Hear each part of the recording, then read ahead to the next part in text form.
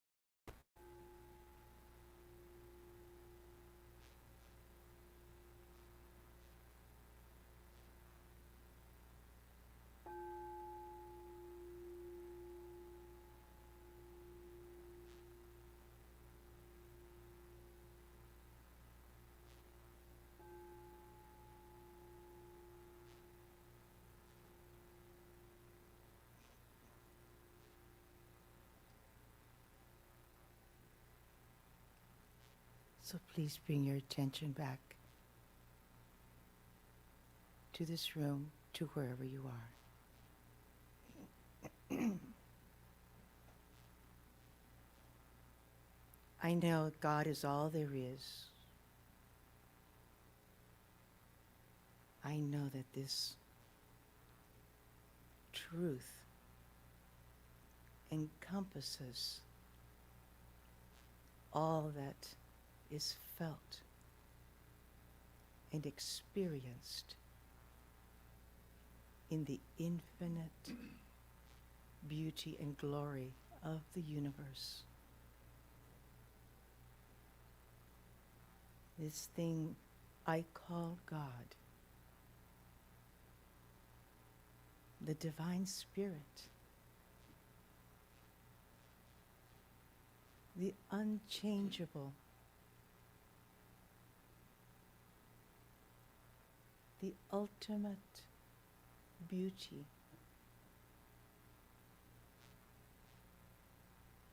the giver of all that is good, God. And I know I am immersed in this incredible, loving substance.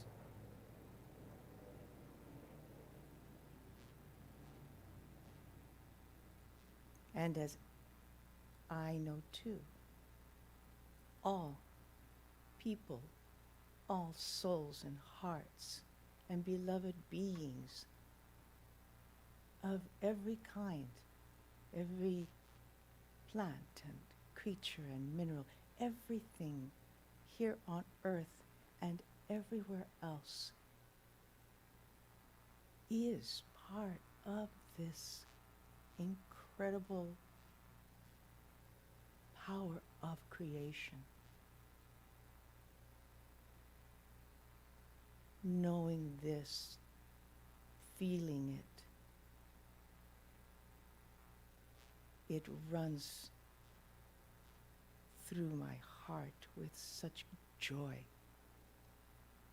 For there is a joining of hearts and spirits and love and communities and such a joyful, wonderful sense of being alive right here, right now, and beyond.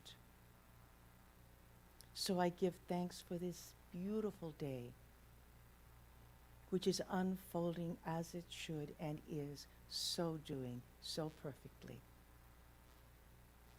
Knowing that it is absolutely fueled to higher heights by the mystical words, the earthly words, the wisdom of our minister, Reverend Jerry, who speaks from the heart, and raised also with the music of the wonderful musicians who understand the power of vibration, of positive energy thrust into the sky and thrust into the hearts of all who can hear and listen and absorb love. For this I am grateful, and for the ability to be able to transmit and connect with everyone through the modern technology, the softness of the technology that is always there to support us, to connect us. And for all of this, I am so thankful, knowing I am part of it, as are you. And so with this, I call it good, I call it blessed. I say, and so it is. And at this time, we would like to welcome back with great enthusiasm, Cahill and Delene. Yay! Oh, I tell you, We are so happy to be here this morning at OM, Center for Spiritual Living, and we're going to do this song by Bill Withers. So you can sing along from the beginning, but make sure you sing the right lyrics. Listen to what we're singing. 2, 3, 4. Home, oh, home, oh, home, oh,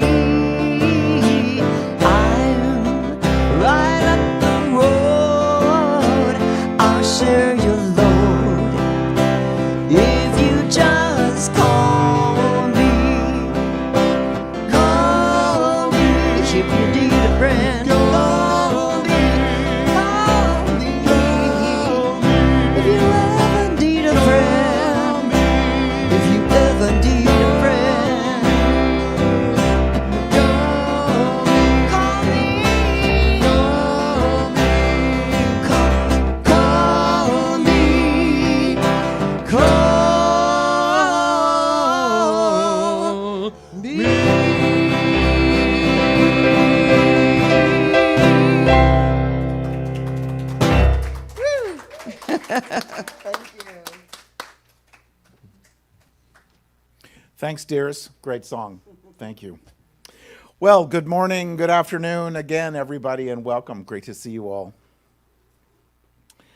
So my topic for today is living your dream, a life of purpose, passion, and persistence. And I would suggest that no matter where you are on your path, there is the opportunity to live our dream. And whether the dream is the dream job, the dream volunteer work, the dream place to live, the dream situation, there is a way for that to happen. And that's what we're here for. That's what we're here for. We're not here, and you've heard me say this before, and you'll hear me say this again. We are not here to just pay bills and die. Yes, we are not just here to do that. And sometimes it might feel like, well, that's, it's the first of the month and you're writing the check and you got $4.23 left in the checking account and you're like, what am I doing here? Or getting up and going to work again, and work really feels a lot like work. And you're like, I just don't want to, this is too hard. This is not what I had in mind. There's a way to get past all of that and live our dream. Again, in purpose, in passion, and persistence. So why? What's our purpose? What are we doing here?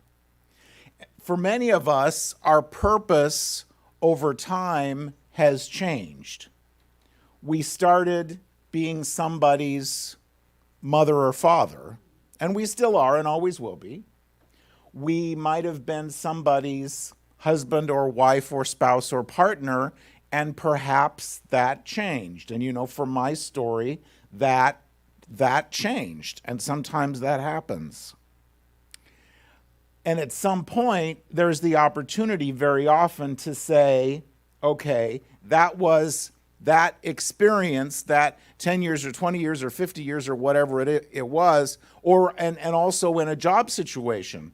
Many of us worked at a job for some number of years and we either retired from it or, I like to say, lovingly released, laid off, which is what I was several years ago, from it, or for whatever reason, we don't do that anymore. Sometimes there's the temptation to think that that's all there is. Remember Peggy Lee. That's such, and at the risk of dating myself, and the younger people listening might not remember that, but if that's all there is, let's keep dancing. And it's not a particularly happy song, but still there's a lesson there, because that's not all there is. Whatever that was, that's not all there is, because there's the opportunity to turn the page into the next chapter of our lives. If you've been through a traumatic experience, the ending of a job, or someone's death, or a change in a relationship, you know that it can be really traumatic. And trauma is described as by some people, as when we lose our sense of self. I was somebody's husband or wife.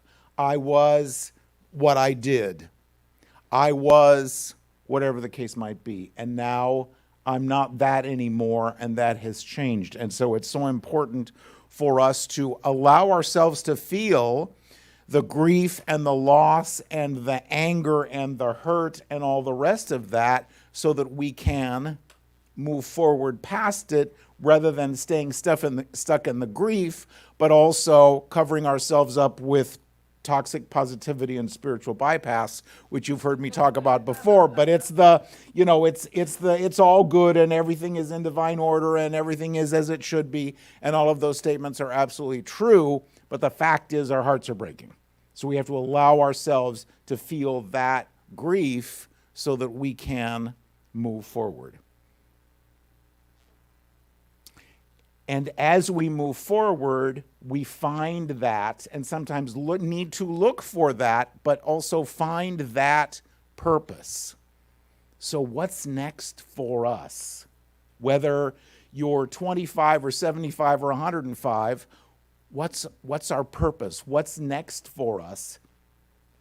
Because we need a reason to get out of bed in the morning. Maybe it's just to take the dog out. And that's sufficient. Maggie's waiting for me. Okay, it's time. And sometimes that's sufficient purpose, but chances are we need to allow ourselves to have more than that. Very often we need to repack our bags. And I think you've heard me talk about great book, and the title is Repacking Our Bags. But the premise is that, so we've carried this identity and these purposes and these ideas and these dreams with us for some number of years or decades or centuries.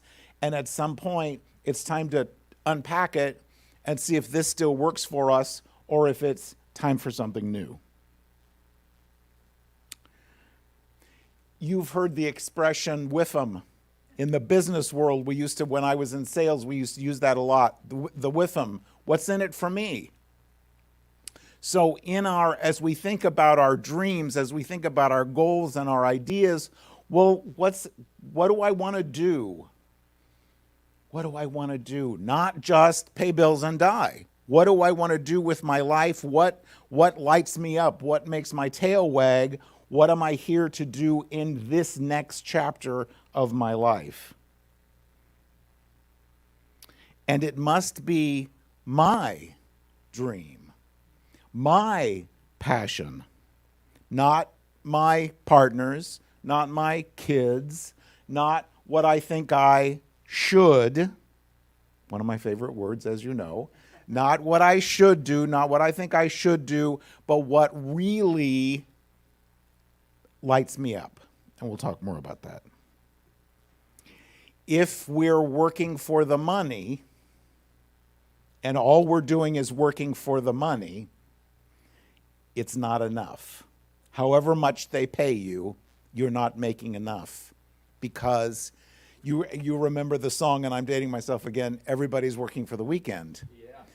And I know, right, and how sad that everybody's working for the weekend, because, and you've heard me talk about this before as well, that you come home, thank God it's Friday, and you come home and start, and if you've ever had a job like this, you know what I'm talking about. You come home Friday night and you start dreading going back to work Monday morning. And so you lose the entire weekend because you're thinking about how much you don't want to do something that's 2 or 3 days away. Because guess what? If you work 9 to 5 Monday through Friday, that's 5 days. The weekend is only 2.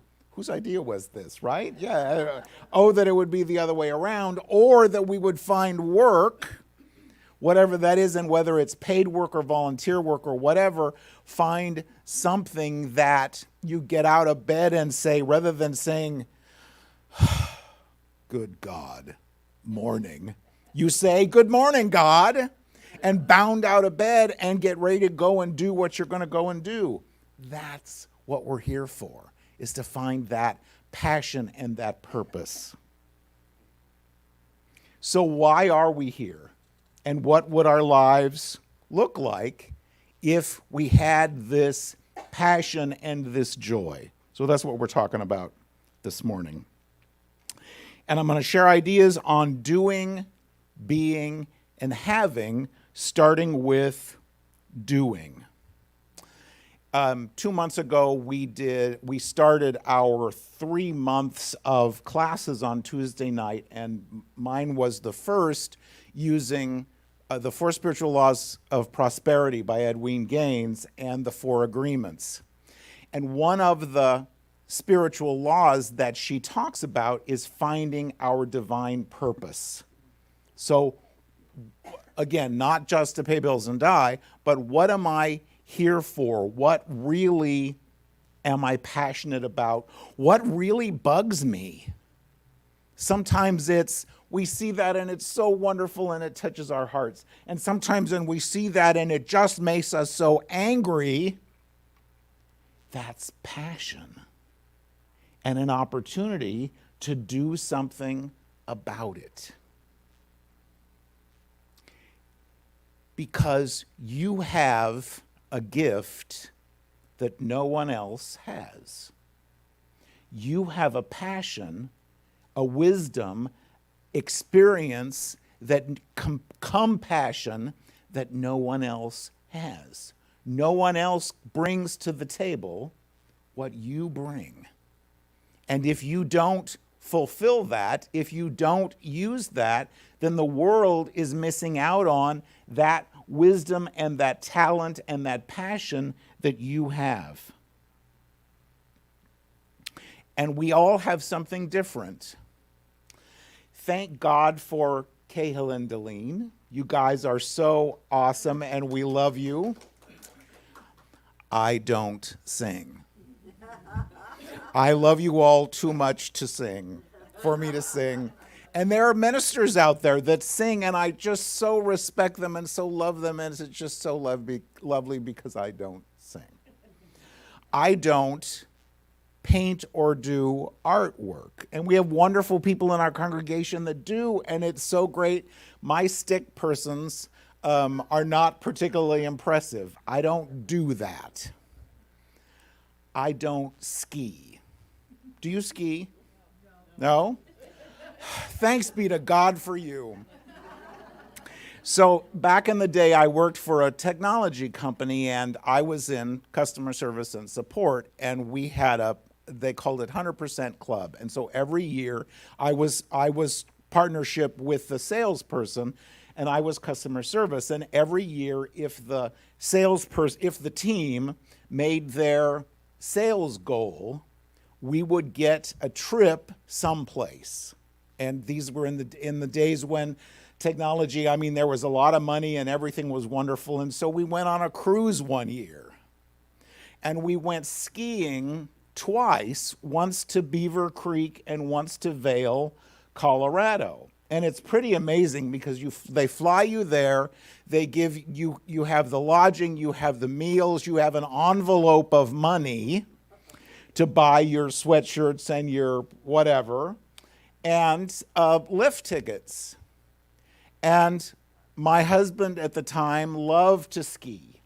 And he's like, well, come on. And I'm like, no, I don't do that. You know, God's grace is sufficient for me. My grace is not sufficient for me. I'm not graceful on skis. I don't want to do this. But okay. So they're whooshing and doing what they're doing. And I went to the well, no, I could not figure out how to stop. So we did so I'm in the class. Yeah, I know. Now I know.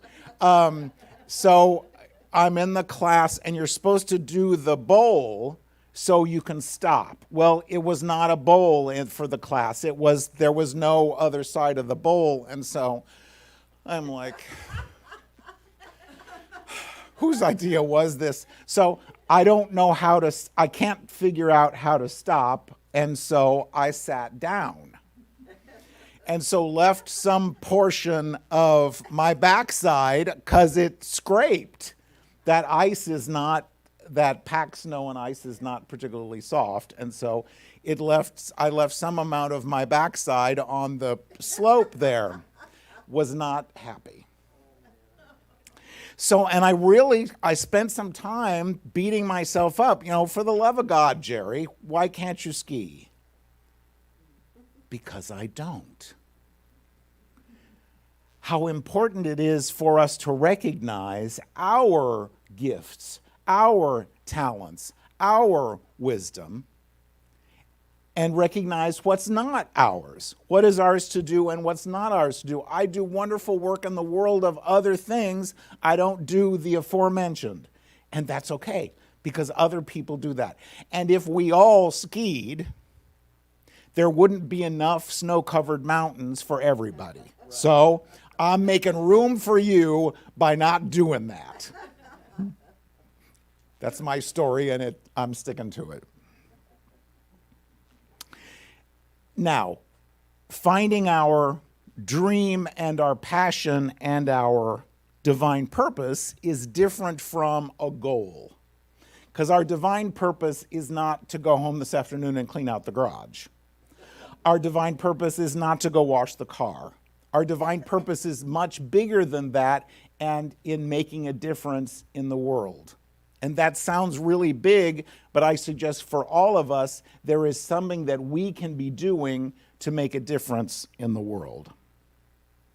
So I want to quote from Edwin's book, The Four Spiritual Laws of Prosperity. Oh, we're talking about doing.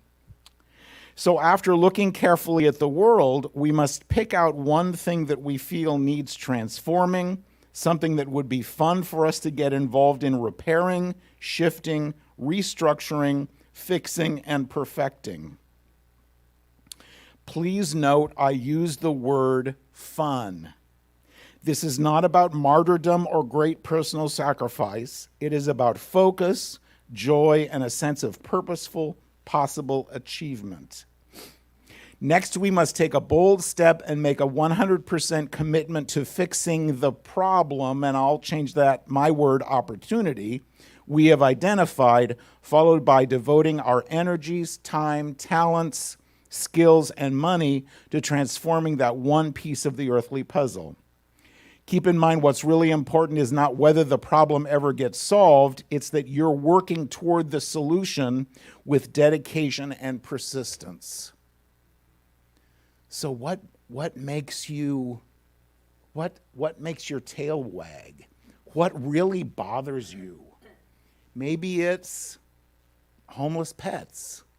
We have people in our congregation that work with homeless pets and foster pets, and I have no idea how y'all do that, because if they came into my house, I'd want to keep them. So for the people that do that, I'm sorry? Foster failure, yes. So for the 16 dogs that are in my house now that I was fostering, no. But some people can do that, and thank the universe for you that you can do that. So homeless dear ones, homeless youth. You know that I work with 18 to 25-year-olds that need housing and employment. The environment, it just really honks me off that you get to fill in the blank. Whatever it is that lights you up, there's an opportunity. Maybe it's just our feeling the need to reach out to somebody that we haven't seen in a while.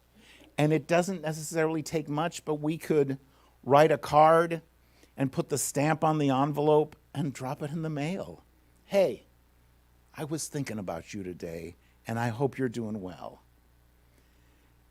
I got a card.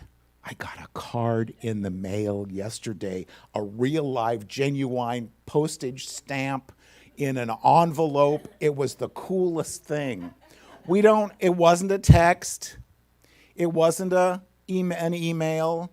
It wasn't a postcard about an election. It wasn't offering me solar paneling or God knows what. It was that somebody took the time to write a card and get a stamp and say, hey, I'm thinking about you. What an amazing service to the world that we could do. One a week, 2 a week. Just go through your contact list on your phone or your address book that's on your desk and just reach out. Hey, I'm thinking about you today. And feel the feeling as you're expressing love, and know that how you feel when you get something is how that person is going to feel as well. So that's the doing. And then there's also the being.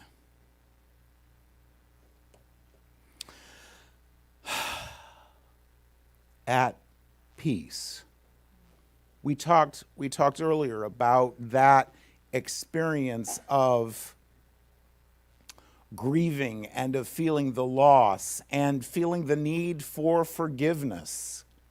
I was in Ventura last Sunday, thinking it was going to be 70 degrees and it was going to be so wonderful, and it so wasn't. It was about 90 degrees right on the coast, just like we were, which is okay. But just had a wonderful drive up on Saturday and home on Sunday, and did my talk on forgiveness and my forgiveness workshop. And it's always so wonderful because I always get amazing insights talking about this that we either don't talk about or just wave the magic wand and say, oh, okay, I forgive you.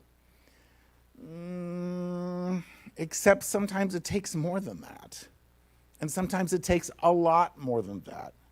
But our experience of peace will not manifest for us until we allow ourselves to feel it so we can heal it. And whatever that is, that it requires that.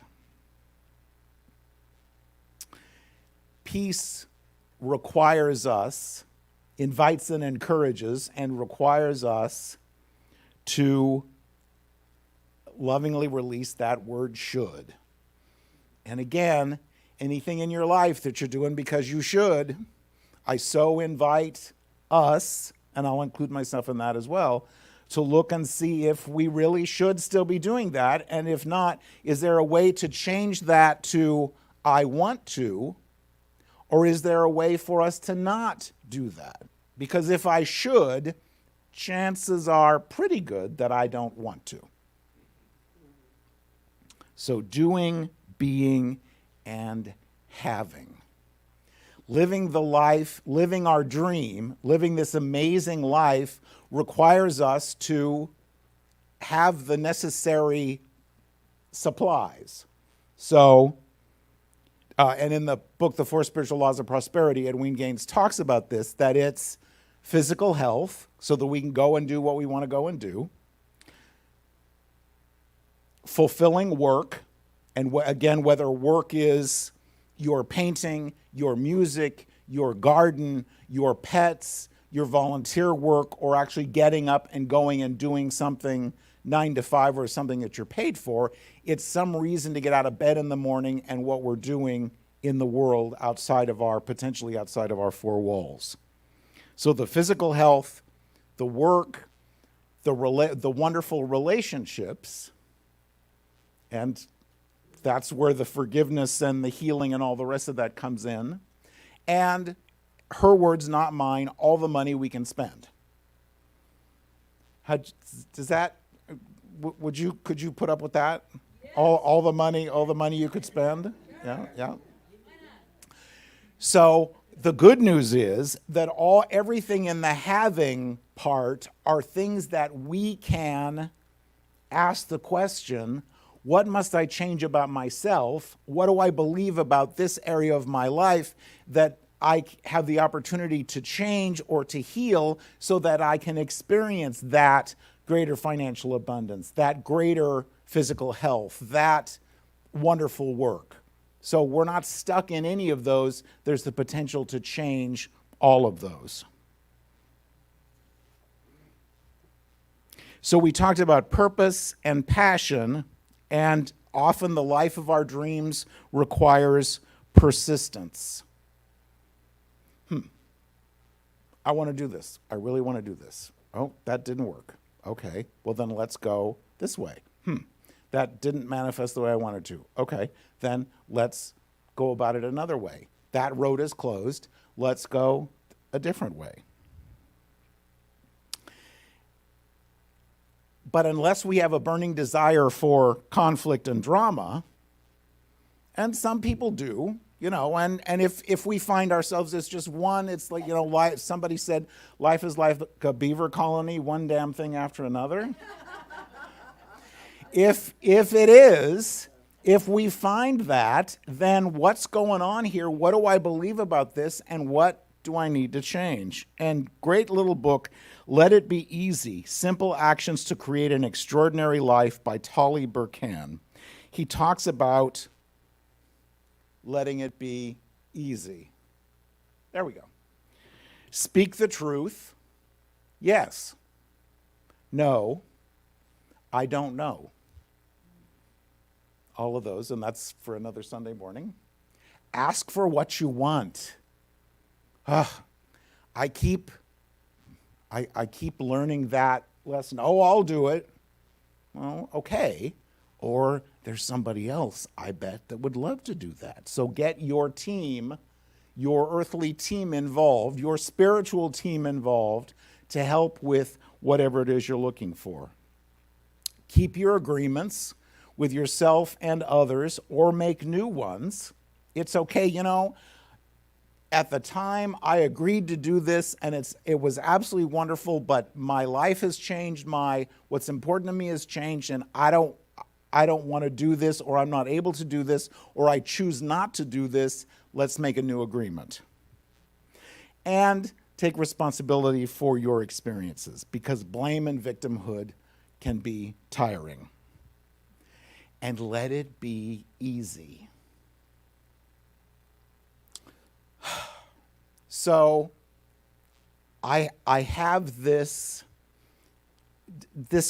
calling, I wouldn't say passion maybe, but this calling especially, to go and see people that I haven't seen in a really long time. And I have some resources that allow me to do that. And so last weekend, I was going to fly to Providence, Rhode Island, and drive down to the Woods Hole, Massachusetts area, almost the end of Cape Cod, and visit a dear friend and her family that I used to work with that I haven't seen in 10 years or better.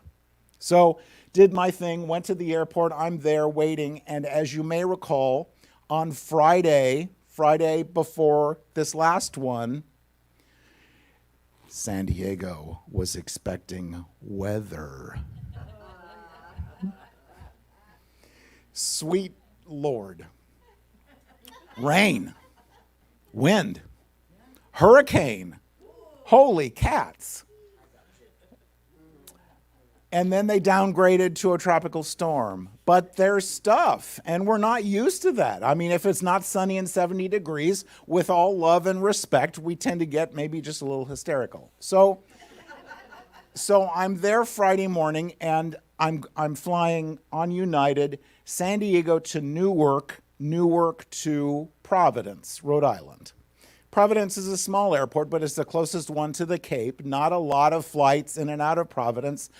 But because of the storm, and I'm not making fun of anything because I don't understand the requirements for the weight of the airplanes and all the rest of that, but they couldn't leave with a full tank of jet fuel.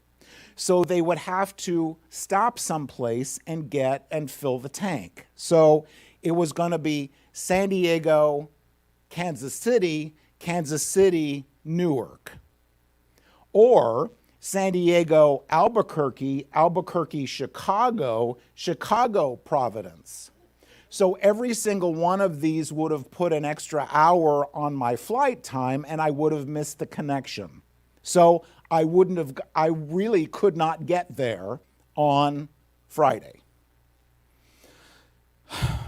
So I could go, okay, I've got to get there today.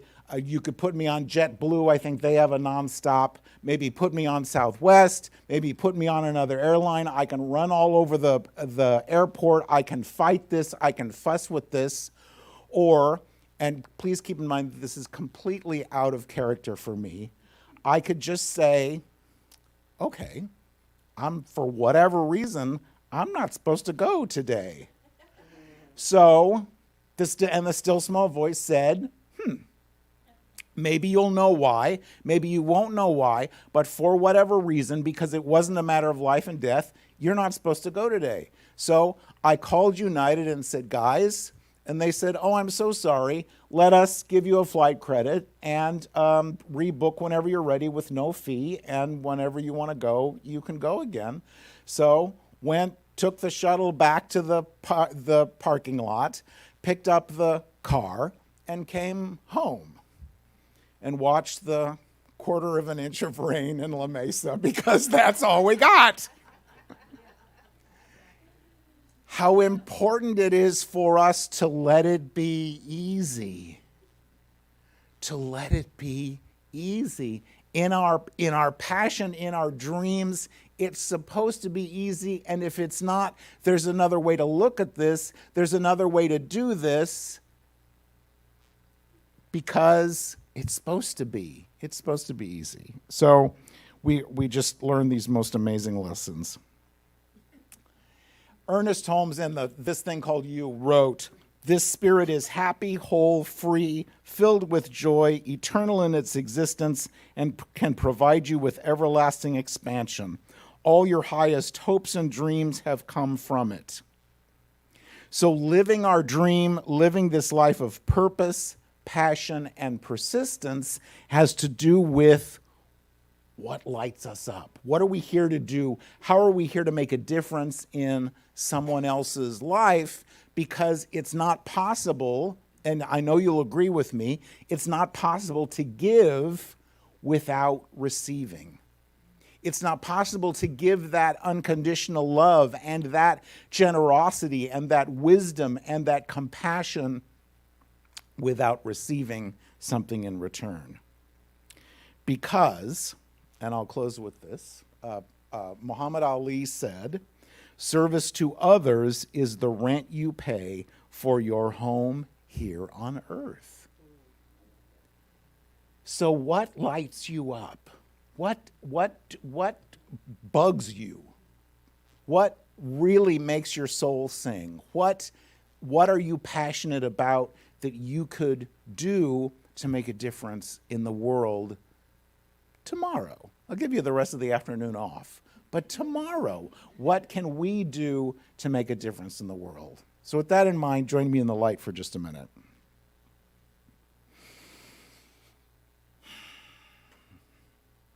So in the peace and the quiet of this moment, we offer great gratitude for this beloved spiritual community that we call Ohm, for the opportunity to be back together today, either in person or on Zoom. We give thanks for the opportunity to be reminded of the truth of our being, that we are the beloved. We are the essence, expression, and experience of Spirit. And as we are reminded of that and acknowledge that, we are reminded that we're here to do something wonderful that makes our hearts sing and makes somebody else's heart sing too. So we allow ourselves, if we're not sure, we allow ourselves to ask, what's my divine purpose? What's my dream? And how will I accomplish that? Knowing that once we state our intention, once we get clear on what it is, life always, always, always says yes to us. So we allow ourselves to move forward in that questioning, in that I don't know, in that anticipation, if that's where we are, knowing that it will all be revealed to us when we're ready. We give thanks for that wisdom, for that oneness.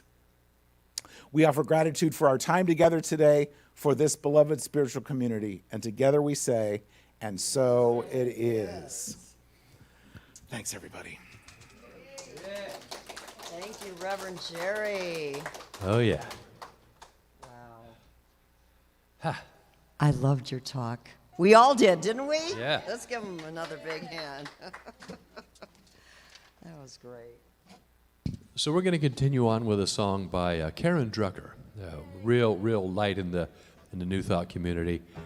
Fantastic songwriter, singer, and this is like the ultimate song about living the dream. This is called I Am Happy, Healthy, Wealthy, and Wise. Which we can all sing along to every time we sing that phrase, all right?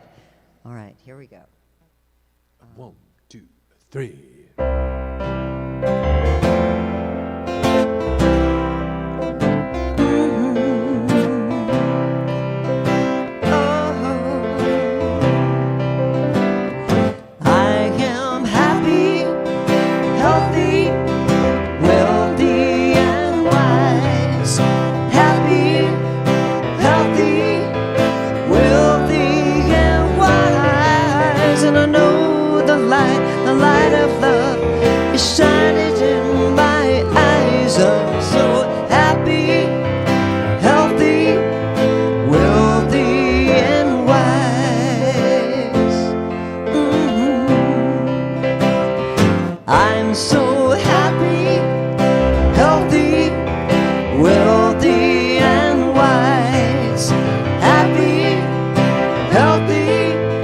Wealthy and wise, and I know the light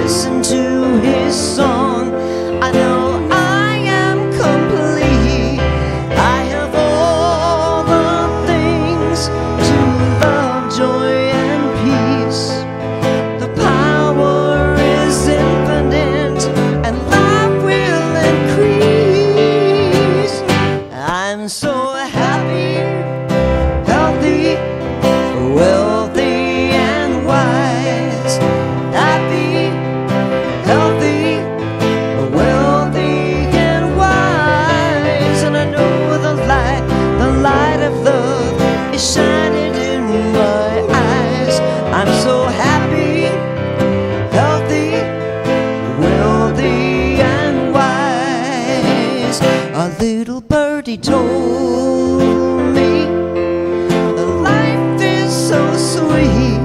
As I listen to his song, I know